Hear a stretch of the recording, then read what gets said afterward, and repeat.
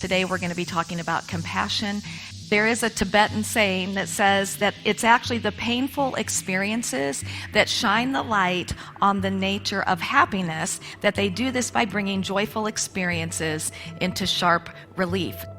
Suffering and adversity, it can either embitter us or it can ennoble us. And when we go through a period of adversity, the difference is whether we can find meaning in that adversity. The antidote to that is to care about the well-being of others. When we focus on me, I, we squeeze our world in, we shrivel up, and we're not going to have deep joy. Compassion is what motivates us to move into action. The word compassion literally means suffering with. If I have enough problems of my own, why should I worry about being more compassionate and think about others who are suffering? It's because we are social creatures and we need each other. And the reality is we're not intended to do this life alone, and we can't do this life alone. We are interconnected.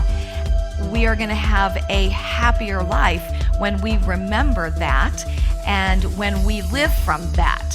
When we truly want to act to help alleviate the suffering that is around us, not just in our small circles, but to expand that beyond our family dynamics, beyond our church dynamics, really to expand that to include everyone.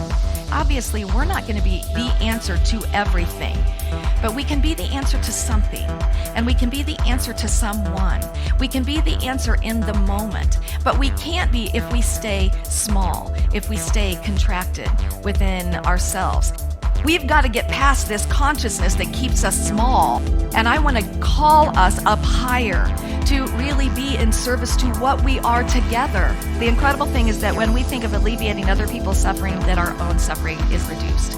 And that's a really great equation, isn't it? That when we get outside of ourselves and we help others, our suffering is reduced.